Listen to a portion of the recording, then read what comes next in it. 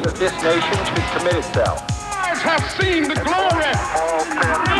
He's never been stopped. The 60s and 70s.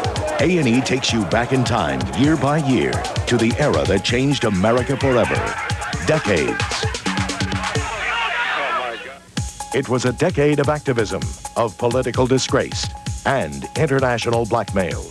As Decades presents a prelude to the 80s.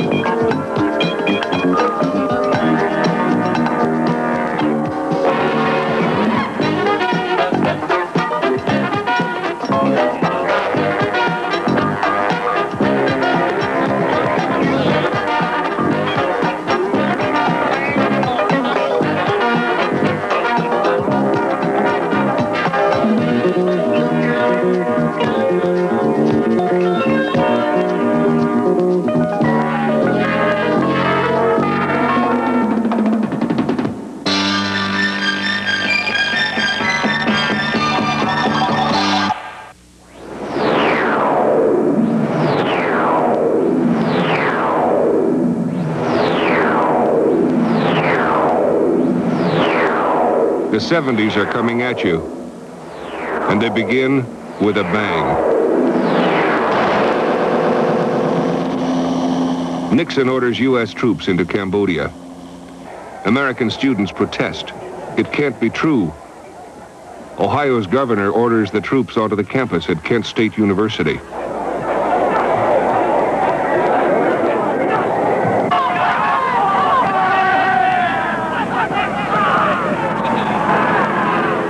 Yelled, "Here it comes!" And it was, we looked up, and I was looking for a tear gas canister, and next thing I know, they were, shots were firing. So I jumped behind this car, and some kid yelled, "There were live bullets," because there's a car window shattered. Get that man, get him right over here, grab that one, I'm gonna bring him over here. This guy said he's going to shoot somebody.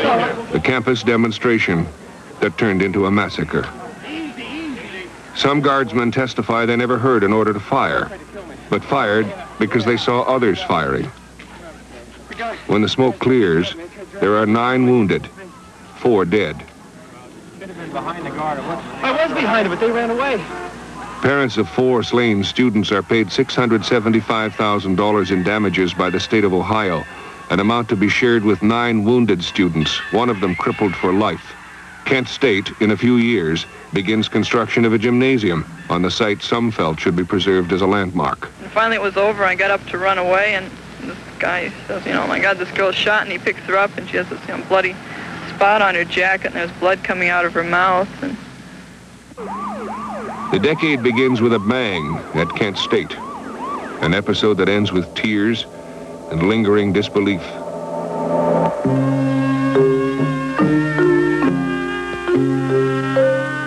In Vietnam, it's the 24th year of the war when the decade opens, the 11th since the first American GIs died there.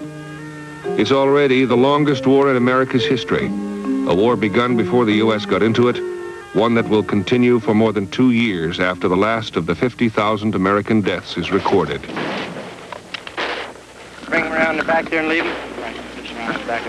Let's go, move that second squad on through. If for some Americans here and for others at home, it's pain, for the people of the Vietnamese villages, it's confusion, disruption, and anguish. They're afraid that when the chopper will pick them up to the district, the little kid will die because of this. They're afraid the altitude. This helicopter, when they take them up, will kill the kids. Die. If you don't know whose side they're really on, yet you don't want to kill them, you move them to a resettlement depot, even if they are terrified of the Sky Dragons.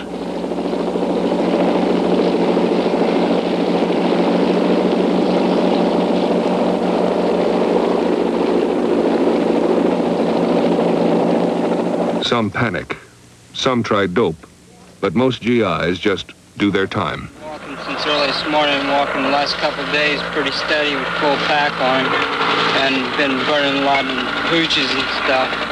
Man, it's just rough, this humping. Cuckoo Kong. Get in.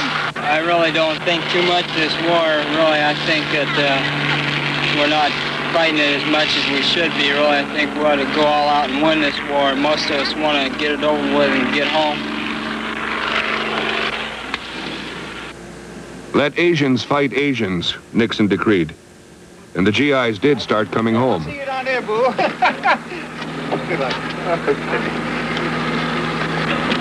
The front of your lawn still needs bleaching. That's all right. That's all right. Stay that way this time. How do you feel about going home? Oh, well, it's great, man. It's been a long time. I want to go bad. And in January 1973, in the early days of Nixon's second term, it happens. The unofficial war is finally, officially over.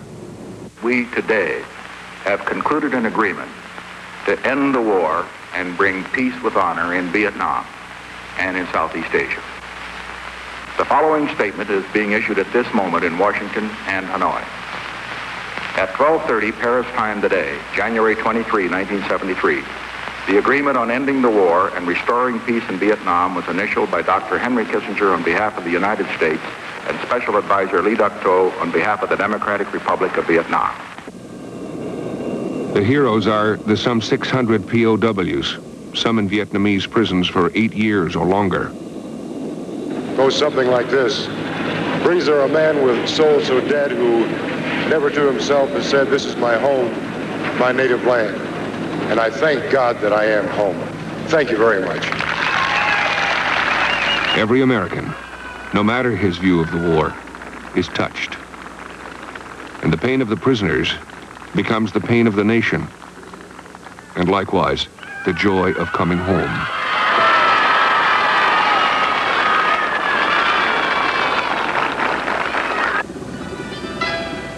But in Vietnam, the war goes on.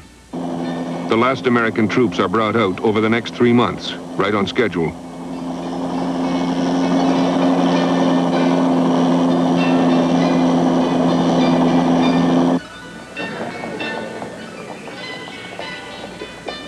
The people of South Vietnam are left to deal with a victory-flushed North Vietnamese invader as best they can.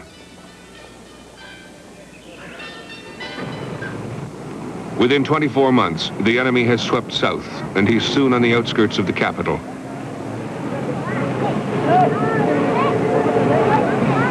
The refugees of war flood into Saigon, the last safe harbor.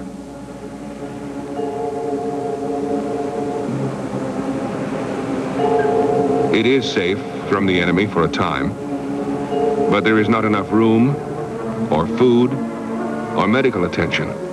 Waiting for the inevitable end is its own kind of misery.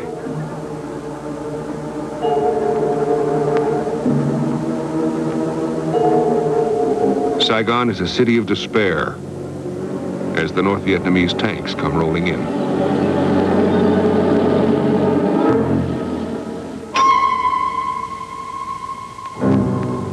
The American embassy misjudged the advance of the enemy, and the evacuation is hurried and hapless. Merciful to those who can be brought along, heartless to those for whom there is no room. Most of the rich and powerful got out before the final U.S. departure. Few of the poor and helpless can escape.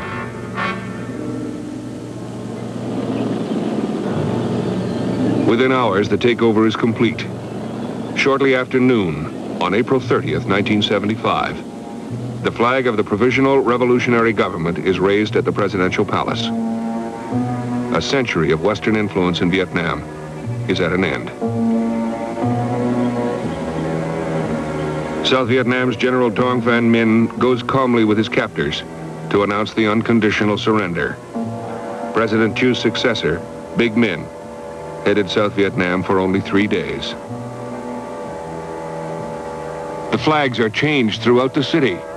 Apparently, the victory of the Viet Cong was not altogether unanticipated by Saigon's merchants and those anxious to demonstrate their new allegiance to the new order. All evidence of the old regime must go in what the new regime calls Ho Chi Minh City.